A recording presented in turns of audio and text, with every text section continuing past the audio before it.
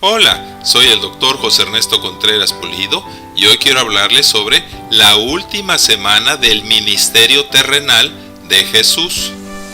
El propósito de Jesucristo al venir por primera vez al mundo, como el Mesías y el Cordero de Dios que quita el pecado del mundo, fue derramar su sangre en propiciación, o sea, en sacrificio suficiente, agradable y aceptable delante de Dios para pagar por todos nuestros pecados, incluyendo los del antiguo pacto que habían sido cubiertos o expiados por la sangre de los sacrificios expiatorios.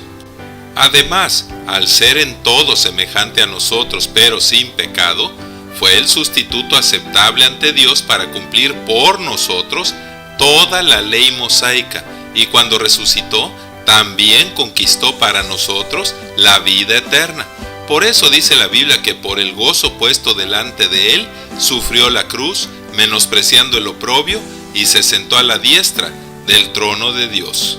Jesucristo profetizó su pasión, muerte y resurrección así: He aquí subimos a Jerusalén y el Hijo del Hombre será entregado a los principales sacerdotes y a los escribas, y le condenarán a muerte, y le entregarán a los gentiles, y se burlarán de él, le azotarán, le escupirán y le crucificarán, mas al tercer día resucitará.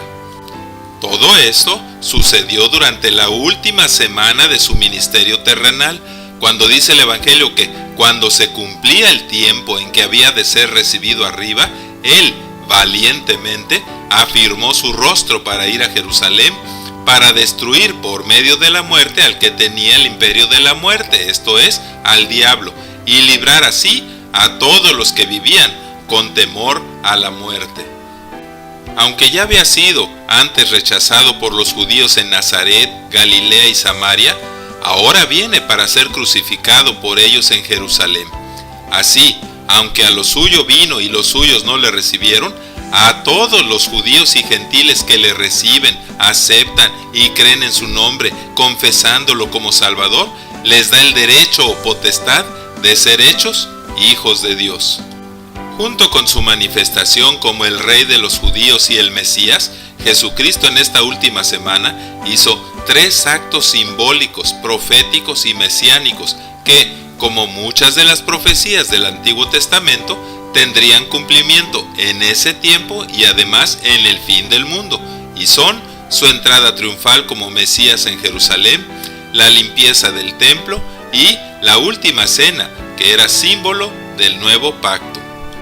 Para manifestarse al fin abiertamente tanto a judíos como a gentiles como el Hijo de Dios y el Dios Hijo, el heredero del trono de David, el Mesías, el Rey de los judíos y el Príncipe de paz, Jesucristo planeó cuidadosamente que su última entrada en Jerusalén coincidiera con la fiesta de la Pascua, cuando miles de israelitas visitaban la ciudad y el templo. Fue así que el llamado Domingo de Palmas entró montado en un burrito y permitió que lo aclamaran y reconocieran como rey, cuando una numerosa multitud, gozándose, tendía mantos y ramas de palmas en el camino y alabando a Dios a gran voz decían: Hosana al Hijo de David, bendito el Rey que viene en el nombre del Señor, Hosana en las alturas. Pero no todo fue alegría ese día, pues estando cerca de la ciudad, Jesucristo lloró sobre ella diciendo: Jerusalén, Jerusalén, que matas a los profetas y apedreas a los que te son enviados. ¿Cuántas veces quise juntar a tus hijos como la gallina junta sus polluelos debajo de las alas, y no quisiste? Oh, si a lo menos en este tu día conocieras lo que es para tu paz. El siguiente acto simbólico y profético lo llevó a cabo cuando dice el Evangelio que en cumplimiento de una profecía del profeta Malaquías, entrando en el templo, comenzó a echar fuera a todos los que vendían y compraban en él, diciéndoles: escrito está, mi casa es casa de oración, mas ustedes la han hecho cueva de ladrones. La profecía dice: he aquí vendrá súbitamente a su templo el Señor, a quien ustedes buscan, y el ángel del pacto, a quien desean, y ¿quién podrá soportar el tiempo de su venida? ¿O quién podrá estar en pie cuando Él se manifieste? Porque Él es como fuego purificador y como jabón de lavadores, y se sentará para firmar y limpiar a los hijos de Leví. Luego, Jesucristo pronuncia la parábola sobre el Señor que arrendó su viña a unos labradores, que es Israel, quienes mataron a sus enviados, los profetas, y a su Hijo, Jesucristo, por lo que Él concluye: ¿qué pues les hará el Señor de la viña? Vendrá y destruirá a estos labradores y dará su viña a otros, hablando de los gentiles. Cuando ellos oyeron esto, dijeron: Dios nos libre.